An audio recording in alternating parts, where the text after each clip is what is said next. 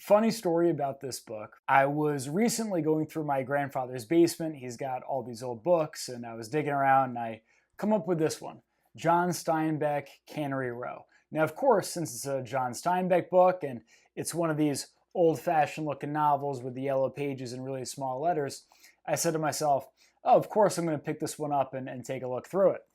So I open up the front cover and I see his stamp from the library of Mervyn Salzman, it's my grandpa's name. And I flip over to the next page and here's what I see. Property of the English department of Brighton High School. I'm not sure if you can see that. I'll hold it a little bit closer. So I said, oh, so this book must have been stolen from the old high school. So I checked the year, 577, so this was taken in May of 1977, which means that this book was stolen from a high school either by my father or my uncle, or maybe my aunt, who all went to the same high school around that time. Don't you guys worry, I'm going to be confronting all of my family members at the next Thanksgiving. And now let's jump right into this book, which I read and immediately loved. There's a reason why we still read John Steinbeck to this day. Hello and welcome. I'm Aaron. If you don't know already, I am reading through all of the classics. All of the classics, you might ask? Well, not all of them at the same time, as many as I can get through while doing my other work. And when I finish these classics, I'll talk about them. So if you like books, please subscribe. It really helps me put these videos out. And now, let's jump right into it. There are a bunch of things that we could talk about with this little story. The first is that it's split into a series of vignettes or short stories. There's a variety of different characters, and there isn't really one singular protagonist. Rather, there are a number of different characters that filter in and out of a place. That brings me to my first big point about what this book does masterfully, and that is writing place. Writing place has become really popular recently. We don't have as many hero's journey stories or stories following a single hero right now, but we do have a lot of stories that follow the journey of a single town or the development of a single place, an area that goes from undeveloped to developed, something like that. As writing place has become really popular, there's a lot of people looking at, well, how do I write place even better? When you think about writing place, something to think about is this. What am I as a writer doing differently from a photograph? Take a look at this video I've got right here, for instance.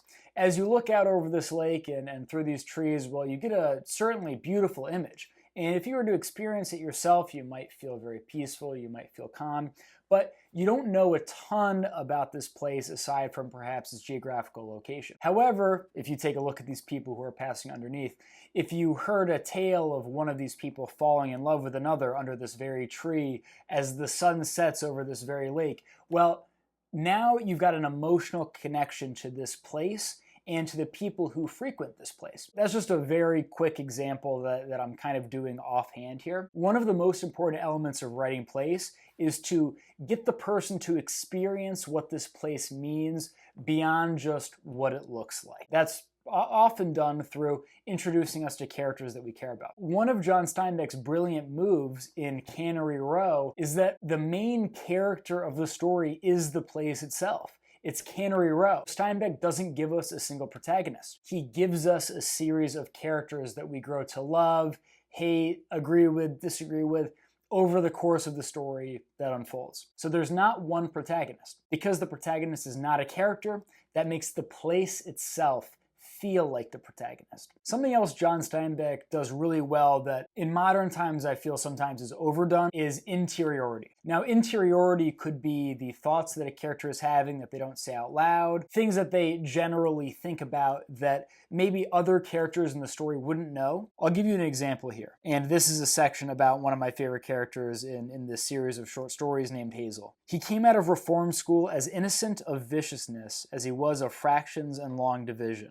Hazel loved to hear conversation, but he didn't listen to words, just to the tone of conversation. He asked questions not to hear the answers, but simply to continue the flow. He was 26, dark-haired and pleasant, strong, willing, and loyal. First of all, I love the introduction of this character. As a former space cadet myself, I definitely identify with the way that he's described. He has trouble paying attention in school. He's always thinking about other things. He's not a bad person. Even the bad stuff kind of just bounces off of him. He just simply doesn't take in anything that he's getting from this reform school. During conversations, he's not actually learning any information. He's just trying to keep the conversation going out of comfort. He doesn't really enjoy when things fall silent. Something that I think a lot of us could identify with. Let's try another paragraph just a page later. So Hazel and Doc are just finishing up a conversation. "Oh," said Hazel, and he cast frantically about for a peg to hang a new question on. He hated to have a conversation die out like this. He wasn't quick enough. While he was looking for a question, Doc asked one. Hazel hated that. It meant casting about in his mind for an answer, and casting about in Hazel's mind was like wandering alone in a deserted museum. Hazel's mind was choked with uncatalogued exhibits. He never forgot anything, but he never bothered to arrange his memories. Everything was thrown together like fishing tackle in the bottom of a rowboat. Hooks and sinkers and line and lures and gaffs all snarled up. I love that one too. It's another section that I identify with. Maybe you've met people like this, or maybe you feel this way yourself, but you know people who memorize a ton of facts, but they seem to have trouble critically thinking and putting those facts together in a way that helps them read the world. I know that there have been times that I've been like that, and I feel like this is something that a lot of people could identify with. But again, one of the things that's being done here is that it's being done through interiority. So the character's not saying this out loud.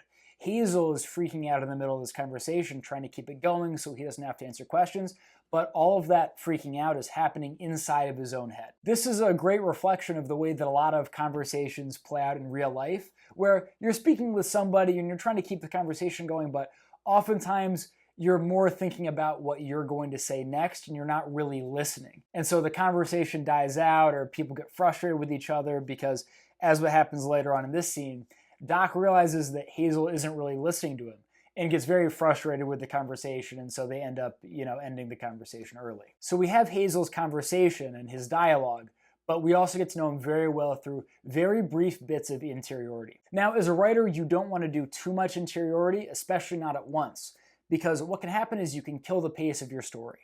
If you spend too much time in a character's mind in the middle of events happening, well, the reader feels like they're being pulled out of the story, and then it can be tough for them to feel like they're back in the story when events start happening again. So interiority is something to use.